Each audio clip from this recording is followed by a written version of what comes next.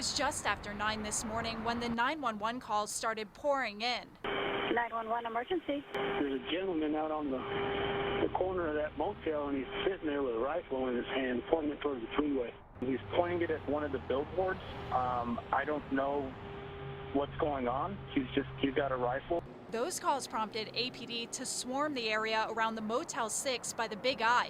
They sent in officers to get a look at the man, seen here in a picture sent to us by a viewer.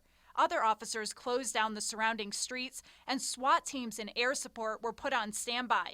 Witnesses say it was a scary scene. I was nervous. I didn't know if there was more people around doing the same thing. APD says due to the recent ambush attacks on police, they were extra careful while responding. What we can control is the way we respond, the direction from which we respond, the timing with how we respond. We're not just going to go rushing in and putting ourselves into a fire line. That man was taken into custody about 30 minutes after the initial 911 calls. When I got outside, I just saw a swarm of police officers, and they had a gentleman on the ground, handcuffed. The man told police he had set up a paper target in the field between the Motel 6 and the old Spearman Rhino building for target practice, using this BB gun that looked a lot like the real thing. While he didn't do anything illegal, it was enough to leave people in the area on edge.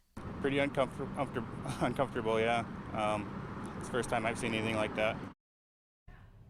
Police say they took him in after he'd packed up the gun and rode off on a bicycle, and they can't charge him with anything because they can't prove he pointed the gun at anyone specifically, so no charges. Police did not release his name because he wasn't charged.